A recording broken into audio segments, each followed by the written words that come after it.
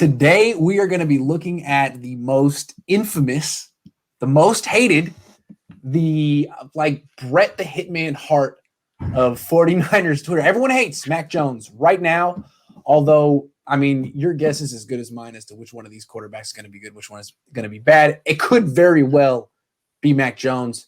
The guy had one of the best college football seasons ever in 2020. We're going to go back and watch him in his bowl game from 2019 against Michigan. Just a good team coached by Jim Harbaugh. Yeah, yep. And I wanted to look at this one because I think, in watching this one, you see all of Mac Jones' strengths, everything people talk about as his strengths, and you see all the things that people talk about as his weakness. They all show up in this game. The not making mistakes, the accuracy, seeing the field, getting the ball out quickly, those things all show up. But the not having the ability to make plays off schedule, not being able to, not having the strongest arm, you're going to see those things too. And then what's really interesting about this game was when you go back and you look at what Justin Fields put up against Michigan in 2019 as well. Ooh. They both played against Michigan, obviously, because Ohio State plays Michigan every year. They both ended up with 327 total yards. They both threw 25 passes in their game. Jones hit 16 and Fields hit 14. So, as even as you could get. It really is. And just, it's just different styles. He was a little bit more, a little bit more accurate, I guess, if you want to say that with the more conventional, whereas some of Fields' yards came on the ground. Yeah, 25 yards rushing. But the end result was basically the exact same thing. Yeah, basically the same thing. Yeah, the only difference was for Ohio State, Dobbins ran for over 200 yards. And as we'll see in this game with Najee Harris, he picks up a lot of his yards at the end of the game when they're just running out the clock. He actually shut him down really well throughout the early part of the game. And it's worth noting, I guess, that the one perceived weakness or issue with Mac Jones that we're not going to see on this film is the thing about him and drinking, I guess, because he had a DUI, and then there's a video going around of him at, I don't know, a club or something looking just tanked. So that's a whole different issue. And if the Niners don't take Mac Jones, it might be more about that than about what we're going to watch. So keep that in mind, that that is part of the puzzle here. And it occurred to me, like, there are two jobs that you need a squeaky clean background for if you want in America. It's like president and quarterback.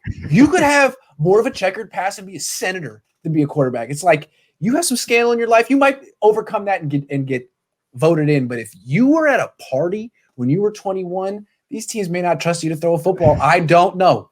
It's high stakes here, guys. But anyway, that might be the thing that actually affects him more than anything. Let's watch what's on film. Yeah, let's take a look at it. All right. Here we go. Oh, let me go slow motion because I just can't. It goes way too fast in fast motion.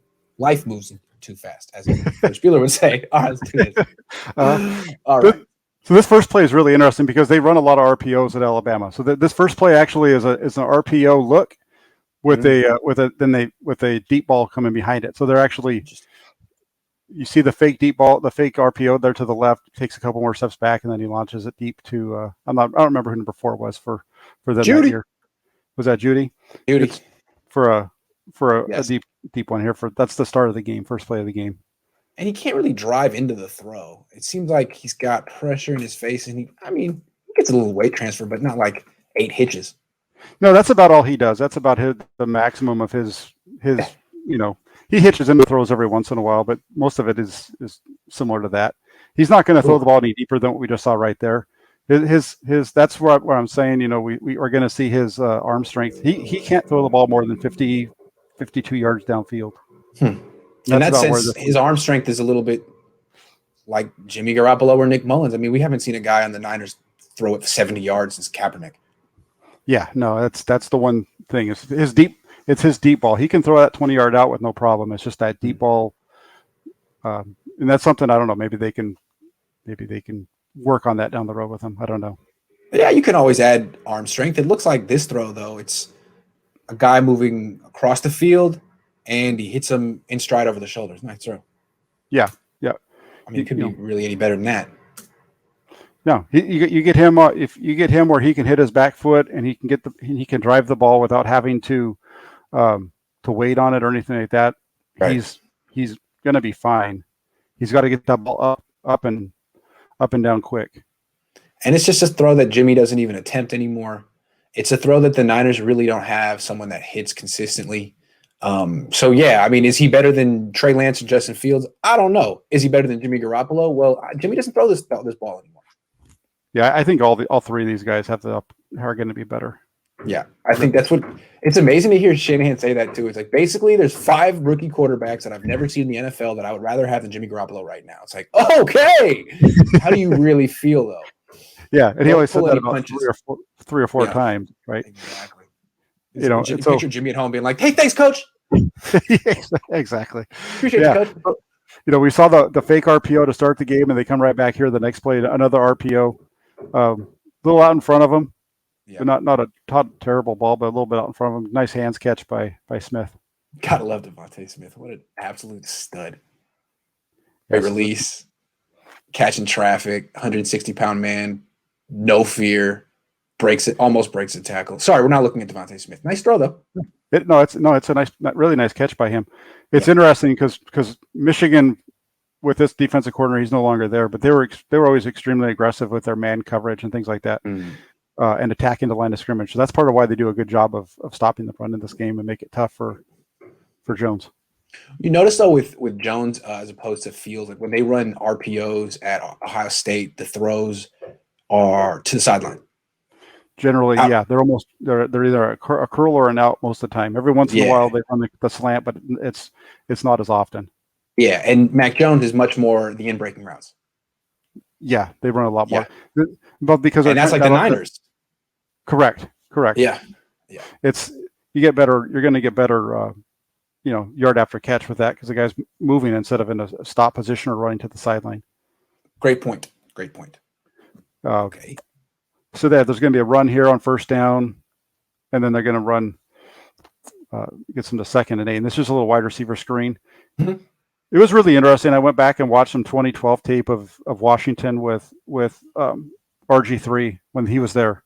And the amount of screens that Shanahan called that season was really impressive.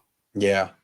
You saw, especially like even in their first game of the season against New Orleans, the first possession of the season, they pretty much ran screen right, screen left, screen right, screen left, all the way down the field. I remember that game. And I remember that was always like a big difference between Shanahan's version of the pistol offense and Roman's and Harbaugh's. Yes. Yeah. Yeah. Real quick, something just occurred to me. Let's go all the way back to the beginning, and then I'll come back. Okay, first play of the game, Sarkisian calls a shot. Shanahan would like to do stuff like this too, first play of the game, and has in the past, and it doesn't work out because, McMullen's missed, and I've talked about you got to get these guys into the game, into the rhythm of the game. I mean, first throw of the game to just nail it, that's pretty nice. Yeah, that's true. That's a really good point. I didn't really think of that, but yeah, I remember that like the Philadelphia game, right? That was one of the ones that everybody maybe Nick Mullins hits this throw in the third quarter, but to ask him to do this in the first throw of the game is a mistake, as we've learned. They asked Mac Jones to do it, and he nailed it. This was 2019. Yeah. So just occurred to me. Fourth start of his career. Yeah, nice, confident kid.